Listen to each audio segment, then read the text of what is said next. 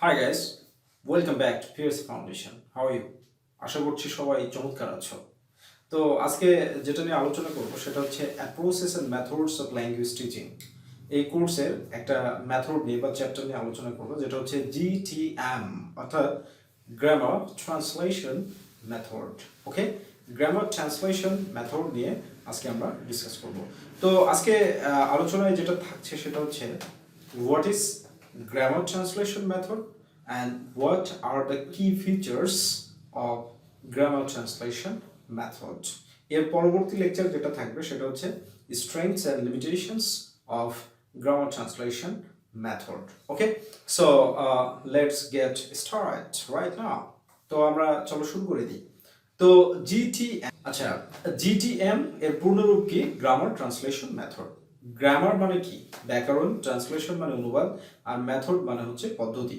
তাহলে এটাকে আমরা যদি ডিফাইন করি বা সংজ্ঞা দিই তাহলে যেটা দাঁড়াবে সেটা হচ্ছে যে বিদেশি ভাষা শিক্ষা দেওয়ার এমন একটা পদ্ধতি গ্রামার ট্রান্সলেশন মেথড যেখানে মাতৃভাষায় বিদেশি ভাষাটাকে অনুবাদ করে গ্রামার ভিত্তিকভাবে শেখা হয়ে থাকে। অ্যাকচুয়ালি আমাদের দেশে যে শিক্ষা ব্যবস্থা চালু আছে সেই শিক্ষা ব্যবস্থাটা হচ্ছে গ্রামার ট্রান্সলেশন মেথডের উপরে। অ্যাকর্ডিং টু দ্য ক্রিটিক্সদের মতে, লিঙ্গুইস্টদের মতে গ্রামার ট্রান্সলেশন মেথডটা সিনিয়র হাই স্কুল পর্যন্ত কার্যকরী, কিন্তু আমাদের দেশে কোনো লেভেলেই ইভেন ইংলিশ ডিপার্টমেন্টগুলোতেও গ্রামার ট্রান্সলেশন মেথড ছাড়া অন্য কোনো মেথডকে অ্যাপ্লাই করা হয় না। ইভেন আমি যে তোমাদের সামনে এখন লেকচার দিচ্ছি এই লেকচারটাও দেখো, this is a very poor lecture, খুব গরিব প্রকৃতির লেকচার। কারণ তোমরা ফোর্থ ইয়ারে পড়ো, ইংলিশ ডিপার্টমেন্টের স্টুডেন্ট, তারপর আমি তোমাদেরকে ইংরেজিতে লেকচার দিচ্ছি। এই জন্য এই প্রত্যেকটা বিষয়ের উপরে আমি আমার লেকচারটাকে দুইটা ক্যাটাগরিতে ভাগ করব, একটা বাংলা থাকবে আর একটা ইংলিশ থাকবে, ঠিক আছে? So that you can get the utmost capacity as a student of English department. Okay, if you don't have the speaking power, listening power, then what's the benefit of starting or being graduated from the English department? That's a very a burning question for ourselves, right? So we have to be very much careful for earning capacity, earning ability, so that you can be fit for every competitive exam, right? So এটা definition. এবার grammar translation মেথডের যে কি ফিচার্সগুলো আছে, Richard এবং Rogers তারা grammar translation মেথডের কিছু মৌলিক প্রিন্সিপালস, ক্যারেক্টার্স বা ফিচার্স এগুলোকে তুলে ধরেছেন, সেই বিষয়গুলো নিয়ে আলোচনা করি। তো first of all they talking about goal. So what's the goal of grammar translation method? Grammar translation মেথডের যে গোলটা সেটা হচ্ছে দ্বিতীয় ভাষাটা একজন শিক্ষার্থীকে শেখানো হবে তার মাতৃভাষায় অনুবাদের মাধ্যমে। কিসের মাধ্যমে তাকে শেখানো হবে? তার মাতৃভাষায় অনুবাদের মাধ্যমে সেকেন্ড ল্যাঙ্গুয়েজটা টিচ করা হবে বা শেখানো হবে। এর জন্য তিনারা যে বিষয়টাকে উল্লেখ করেছেন এই গোলের মধ্যে সেটা হচ্ছে লিটারেচারটাকে ট্রান্সলেট করার মাধ্যমে শেখানো হবে। তাহলে কি হবে? প্রচণ্ড বেনিফিট পাবে শিক্ষার্থীরা, তাদের মেন্টাল অ্যান্ড ইন্টালেকচুয়াল গ্রোথ ঘটবে। এখানে লিটারেচারকে কেন প্রায়োরিটি দেওয়া হয়েছে, সাহিত্যকে কেন প্রায়োরিটি দেওয়া হয়েছে? কারণ সাহিত্যকে প্রায়োরিটি দেওয়ার পিছনে উদ্দেশ্য এবং কারণ হচ্ছে যে সাহিত্যের মধ্যে যুক্তি রয়েছে, সাহিত্যের মধ্যে কারণ রয়েছে, সাহিত্যের মধ্যে সব কিছু আছে।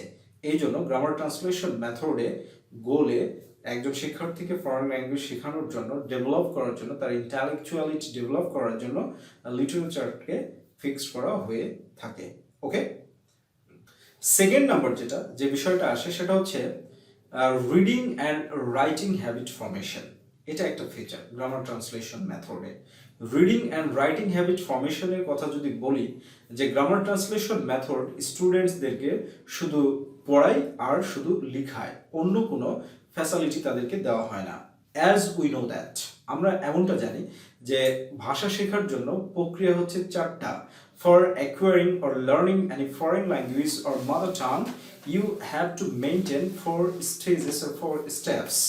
Number 1, প্রথম স্টেপটা কি? লিসেনিং। ফার্স্ট স্টেজ হচ্ছে লিসেনিং, সেকেন্ড স্টেজ হচ্ছে স্পিকিং, তুমি বলবে, থার্ড স্টেজ হচ্ছে রিডিং, ফোর্থ স্টেজ হচ্ছে রাইটিং। বাট ফার্স্ট দুইটা স্টেপকে গ্রামার ট্রান্সলেশন মেথডে কি করা হয়েছে, অ্যাভয়েড করা হয়েছে, এখানে তুলে ধরা হয়নি। লিসেনিং অ্যান্ড স্পিকিং এর জন্য there is no minimum facility for the learners, okay, only reading and writing, focusing on reading and writing. এই যে মেন্টাল ব্যাকগ্রাউন্ডটাকে এভাবে তুলে ধরা হচ্ছে। অ্যান্ড ওয়ান থিং মোর, আমরা যদি এই যে চাইল্ড ল্যাঙ্গুয়েজ ডেভেলপমেন্টের দিকে তাকাই, তাহলে তুমি বুঝবে, দেখতে পাবে যে একটা শিশু কিভাবে তার ভাষাটাকে শেখে। শিশু কিন্তু ভাষা শেখার জন্য নির্দিষ্ট সময় পর্যন্ত শুধু শুনতে থাকে, ঠিক আছে, 6 মাস পর্যন্ত সে শুধু শুনতে থাকে। তো গ্রামার ট্রান্সলেশন মেথডটাকে যদিও 18-19 সেঞ্চুরিতে এটাকে ক্লাসিক্যাল মেথড হিসেবে কনসিডার করা হতো, but there is many more limitations, drawbacks, অনেকগুলো সমালোচনা আছে এই গ্রামার ট্রান্সলেশন মেথডের, যেটা পরবর্তী লেকচারে থাকছে, ওকে। তো এখানে শুধু reading and writing habit formation, there is no opportunity of speaking and listening, communication interaction, এটার কোনো সুযোগ গ্রামার ট্রান্সলেশন মেথডে নেই।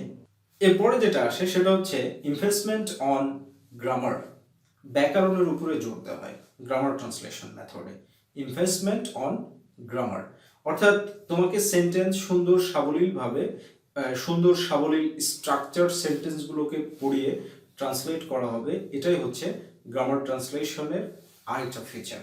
যেমন তুমি যখন কথা বলতে যাবে, তখন এই যে দেখো বিদেশিরা যেমন যারা নেটিভ স্পিকার আছে ইংরেজির, যেমন আমেরিকানরা তোমাকে কখনোই বলবে না do you want to go, এটা কিন্তু তোমাকে কখনোই বলবে না। তারা কি বলবে, ডু ওয়ান্না গো, এরকম বলবে, ঠিক আছে। আবার তোমাকে কিন্তু কখনোই এটা বলবে না হাউ ইজ ইট গোয়িং, এটা বলবে না, বলবে হাউ ইজ ইট গোয়িং, এরকম বলবে। তাহলে এখানে গ্রামার ট্রান্সলেশন মেথডে গ্রামার বেস সেন্টেন্সগুলোকেই পড়ানো হয়। তাহলে গ্রামার বেস সেন্টেন্সগুলোকে শুধু যদি পড়ানো হয়, তো অ্যালিজেনের যে ব্যবহার আছে, ইন্টোনেশনের যে ব্যবহার আছে, স্ট্রেসের যে ব্যবহার আছে, রিদমের যে ব্যবহার আছে এই স্পিকিং এর ক্ষেত্রে, এগুলো কিভাবে আমরা শিখতে পারবো বা শিক্ষার্থীরা শিখবে। তারপরেও গ্রামারটা দরকার, ঠিক আছে, grammar is important, but grammar translation মেথডটা শুধু গ্রামারের উপরে ফোকাস করছে।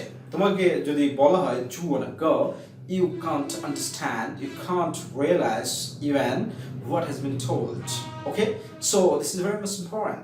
তোমাকে অবশ্যই গ্রামার ট্রান্সলেশন মেথডের উপর শুধু বেস করে থাকলে হবে না। If you wanna learn or acquire second language, you have to practise more and more so that you can get the utmost benefit or you can make yourself qualified, okay, এটা হচ্ছে ব্যাপার।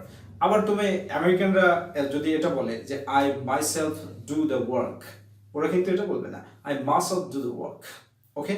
তোমরা এই জিনিসগুলো অবশ্যই পড়ে Langston হিউজেসের কবিতার মাধ্যমে কিন্তু এই জিনিসগুলো জানতে পেরেছো। সো গ্রামার ট্রান্সলেশন মেথড শুধু গ্রামারের উপরে ব্যাপক পরিমাণে ফোর্স দিয়ে থাকে। এরপরে যেটা আসে সেটা হচ্ছে vocabulary. This is very much important. Vocabulary খুব গুরুত্বপূর্ণ, কারণ চাইল্ড ল্যাঙ্গুয়েজ ডেভেলপমেন্ট থেকে যেটা জানা যায় সেটা হচ্ছে একটা শিশু মাতৃভাষায় যখন কথা বলা শুরু করে, তখন সে 15,000 to 30,000 ভোকাবুলারি নিয়ে কথা বলা শুরু করে। এই জন্য গ্রামার ট্রান্সলেশন মেথডটাকে ভোকাবুলারির উপরে ব্যাপক পরিমাণে ইনভেস্ট করা হয়। বাট ওয়ান থিং মোর, তুমি অনেক ভোকাবুলারি জানার পরেও তোমার যদি ফ্লুয়েন্সি না থাকে, যদি তোমার অ্যারেঞ্জিং ফ্লুয়েন্সি না থাকে, তাহলে you can never express your feelings, তুমি ওই ওয়ার্ডগুলোকে সাজাতে পারবে না। তাহলে গ্রামার ট্রান্সলেশন মেথডের পরবর্তী বৈশিষ্ট্য যেটা, সেটা হচ্ছে, আমি এখানে বিস্তারিত করে কেন বলছি, যেন লিমিটেশনগুলো তোমরা ভালোভাবে বুঝতে পারো, ঠিক আছে, এই কারণে বলছি। তাহলে এখানে ভোকাবুলারিটাকে খুব গুরুত্ব দিয়ে পড়ানো হয়, এটা আরেকটা ফিচার হচ্ছে গ্রামার ট্রান্সলেশন মেথডের, ওকে। এরপরে যেটা আসতেছে সেটা হচ্ছে ডিডাকটিভ টিচিং মেথড।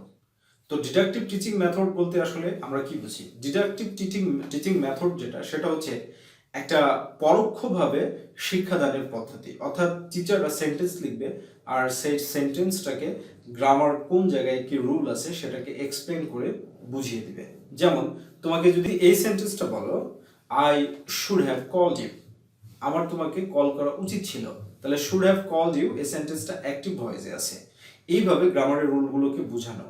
আবার যদি এরকম ভাবে সেন্টেন্স বলো, the work has been done by রহিমের দ্বারা কাজটি করা হয়েছে, এটা প্যাসিভ ভয়েসে আছে। এইভাবে ডিডাকটিভ ওয়েতে বা ডিডাকটিভ এভাবে ডিডাকটিভ টিচিং মেথডের মাধ্যমে সেন্টেন্সগুলোকে অ্যানালাইসিস করা হয়, সেন্টেন্সগুলোকে শেখানো হয়। ইন্ডাকটিভ ভার্সেস ডিডাকটিভ এর উপরে আমার একটা শর্ট লেকচার থাকবে, তোমরা ওটা দেখে নিলে ইন্ডাকটিভ আর ডিডাকটিভ রুলস এই জিনিসটা খুব স্পষ্টভাবে বুঝে যাবে। সো ডিডাকটিভ টিচিং মেথড বলতে টিচাররা ধরাবাঁধা কিছু সেন্টেন্সকে এক্সপ্লেন করে এবং it what this is not much more benefited for the students, খুব বেশি বেনিফিটেড হয় না শিক্ষার্থীরা। এর পিছনে কারণটা হচ্ছে এইটা যে ধরাবাঁধা নিয়মের জন্য ক্রিয়েটিভিটিটা ল্যাকিংস হয়ে যায়। Okay, so deductive teaching method is the another feature of grammar translation method. Okay, এরপরে যদি আনা যায় সেটা হচ্ছে medium of teaching or instruction. Medium of teaching or instruction যদি তুমি বলো তাহলে হচ্ছে মাদার টাং এর মাধ্যমে গ্রামার ট্রান্সলেশন মেথডে পুরো পদ্ধতিটাই হচ্ছে মাদার টাং, বিদেশি ভাষাটাকে ট্রান্সলেট করবে, নিজের মাতৃভাষায় ট্রান্সলেট করবে। আন্ডারস্ট্যান্ডিং পাওয়ারটা বাড়ে কিন্তু রিয়েলাইজেশন পাওয়ারটা কিন্তু খুব একটা বাড়ে না। ঠিক আছে, একজন বক্তা যখন কথা বলে তখন প্রত্যেকটা ওয়ার্ড সবাই বুঝতে পারে না, কিছু কিছু ওয়ার্ড মিস হলেও রিয়েলাইজেশন থেকে কিন্তু সে বিষয়গুলো আলটিমেট চলে আসে। সো মিডিয়াম অফ ইনস্ট্রাকশন বলতে আসলে মাদার টাংটাকেই এখানে বেশি ফোকাস করা হয়। এবার নেক্সট নাম্বার যে বিষয়টা আছে সেটা হচ্ছে autocritic role of the teacher. This is another feature of grammar translation method, GTM. টিচাররা অটোক্রিটিক রোল প্লে করে থাকে, অর্থাৎ টিচারদের রোল প্লে করার জন্য যে বিষয়টা সেটা হচ্ছে তারা যা বলবে তাই, তারা দে আর ডিক্টেটর লাইক। ওকে, শিক্ষার্থীদেরকে যেভাবে শেখাইতে চাইবে সেইভাবে শিখতে হবে, কোনো কমফোর্টেবল ওয়ে নাই শিক্ষার্থীদের জন্য গ্রামার ট্রান্সলেশন মেথডে। অতএব ধরাবাঁধা একটা গণ্ডির মধ্য থেকে শিক্ষার্থীদেরকে শিখতে হবে। Another point for grammar translation method, এটাকে আমরা ফিচার বলতে পারি, সেই ফিচারটা হচ্ছে এটা যে টিচাররা হচ্ছে নলেজ প্রোভাইডার আর স্টুডেন্ট যারা রয়েছে তারা হচ্ছে নলেজ টেকার, অর্থাৎ টিচাররা জ্ঞান দিবে আর স্টুডেন্টরা জ্ঞান নিবে। So this are the features of grammar translation method. লেকচারের শেষে একটা কথা বলে রাখি, যদি তোমার এই প্রশ্নটা বা কোয়েশ্চেনটা এভাবে আসে, discuss the strength, limitations and characteristic features of grammar translation method, তাহলে তুমি যেটা করবে সেটা হচ্ছে ফিচার্সগুলোকে বিস্তারিত করে বর্ণনা করবে না। যে ফিচার্সটা বিস্তারিত করে বর্ণনা না করলে বোঝা যায় না, শুধু সেটাই বর্ণনা করবে। আদারওয়াইজ তুমি এই প্রশ্নটা সব ফিচার্সগুলো লিখতে পারবে না, সুন্দরভাবে লিখতে পারবে না, কারণ প্রত্যেকটা জায়গাতে তুমি যদি 5টা করে পয়েন্ট তুলো তাহলে 15 মিনিট লাগবে, আর একটা পয়েন্ট যদি তোমার 2 মিনিটস লাগে এক্সপ্লেন করতে তাহলেও কিন্তু তোমার 30 মিনিটস লেগে যাবে। So you have to write your answer in a logical way so that you can answer all the questions very well. You can perform very well. Okay? তো আগামী লেকচারে এর স্ট্রেংথস এন্ড লিমিটেশন নিয়ে discuss করব। Till then, bye bye.